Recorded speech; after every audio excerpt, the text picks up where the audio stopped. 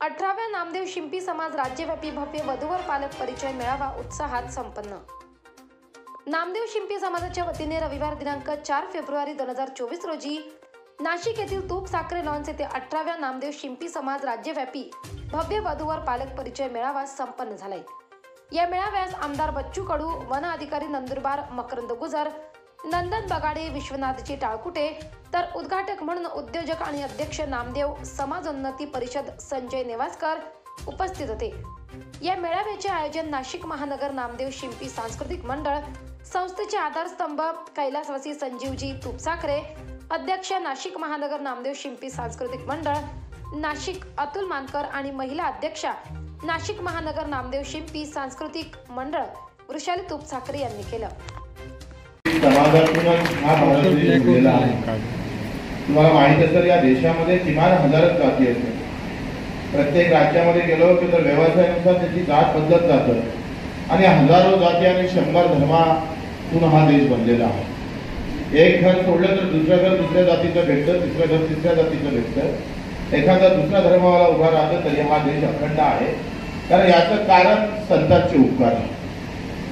हे संत जर आम्ही पाहतो या देशामध्ये घडले नसते तर हा देश 10 ठिकाणी तुटला असता आणि अखंड भारत उभा राहिला नसता। त्याचं महत्वाचं कारण, महत्वाचं योगदान संत नामदेव महाराजांचे सुद्धा ठेवले। या संत नामदेव महाराजांच्या एकंदरीत जर आपण सगळ्या संतांचा विचार केला, मग संत तुकाराम असेल, नामदेव महाराज असेल, ज्ञानेश्वर महाराज असेल, चोखामेळा असेल, या सगळ्यांनी या संतांना खऱ्या अर्थानं महाराष्ट्र घडवताना तुम्ही आम्ही इथून हजारो वर्ष हा महाराज हा देश कसा जिवंत राहील याच्यासाठी मोठं योगदान मला वाटतं या संतांनी दिलं। नामदेव महाराजांनी तर कीर्तनामध्ये सुरुवातीच्या कीर्तनामध्येच एवढा मला वाटत नाही का लोक आता शिक्षणाचं भर काढतात, आता ज्ञानाची पूजा करायला लागतात। लोक आता असं म्हणतात का ज्ञानाशिवाय माणूस जगूच शकत नाही, ज्ञानाशिवाय माणूस पाऊल टाकू शकत नाही, ज्ञान जर डोक्यात नसलं तर सगळं आयुष्य वाया जातं। हे नामदेव महाराजांना इथून 12व्या शतकामध्ये सांगितलं। हे काही लहान गोष्ट नाही आहे। ज्ञानेश्वर नामदेव महाराज असं म्हणतात का नाचू कीर्तनाच्या रंगी आणि ज्ञान दीप लावू जगी। मला वाटते एवढं कणखरपणे मांडणारे संत या देशाने लाभले। हे समाजाचं भूषण नाही तर या देशाचं भूषण आहे। म्हणून आम्ही आज नामदेव नाशिक महानगर नामदेव शिंपी सांस्कृतिक मंडळाचा हा 18वा वधू मेळावा अत्यंत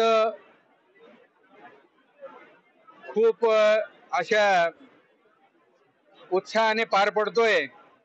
आज या मेळाव्यासाठी आमदार श्री बच्चू कडू, त्याचप्रमाणे विश्वनाथजी टाळकुटे हे मुंबई कोर्टाचे हायकोर्टाचे वकील आहेत, त्याचप्रमाणे श्री संजयजी गुजर, श्री मकरंदजी गुजर वन अधिकारी, नंदनजी बगाडे वरिष्ठ पोलीस निरीक्षक पंचवटी पोलीस ठाणे व आमचे नामदेव समाजोन्नती परिषदेचे श्री संजयजी नेवासकर यांच्या प्रमुख पाहुण्यांच्या उपस्थितीत हा मेळावा आता अत्यंत खेळीमेळीच्या वातावरणात पार पडलाय। याचा उद्घाटन सोहळाही आता नुकताच संपलाय। आमदार श्री बच्चू कडू उपस्थिती लावून ते समाजासाठी मार्गदर्शन असे करून गेलेत। ते पुढील म्हणजे नामदेव स्मारकासाठी जे 50 कोटीचा निधी हा शासनाने मंजूर केलेला आहे त्याचा लवकरात लवकर पाठपुरावा करून तो निधी स्मारकासाठी उपलब्ध करून दिला जाईल याचं आश्वासन दिलंय। व त्याचप्रमाणे या मेळाव्यासाठी तुपसाखरे परिवाराने, विशेषतः आमच्या वृषालीताई तुपसाखरे, पवन तुपसाखरे, अमृता तुपसाखरे या परिवाराने नेहमीप्रमाणे आम्हाला ही लॉन विनामूल्य उपलब्ध करून दिले।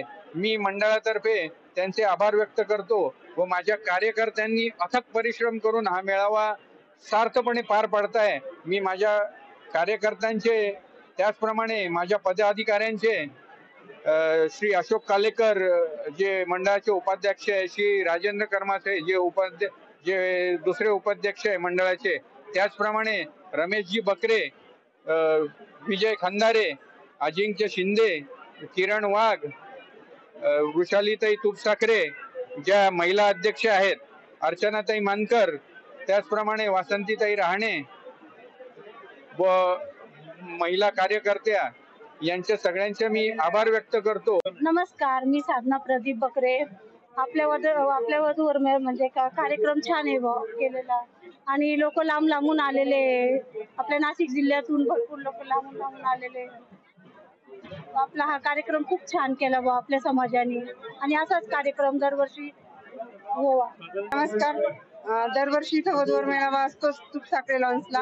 ह्याही वर्षी आहे, गर्दी भरपूर आहे, वधूवर भरपूर आलेले आहेत, सध्या एकमेकांची माहिती देत आहे आणि सर्वच इथे आनंदाचं वातावरण आहे. प्रत्येक वधूवर एकमेकाला प्रश्न विचारतायत. चांगलीच व्यवस्था वगैरे पण चांगली आहे. अशा प्रकारे इथे जेवढे व्यवस्था आहे ती सर्वच चांगली आहे. जेवणाची व्यवस्था चांगली आहे. लोकजागर न्यूज, नाशिक.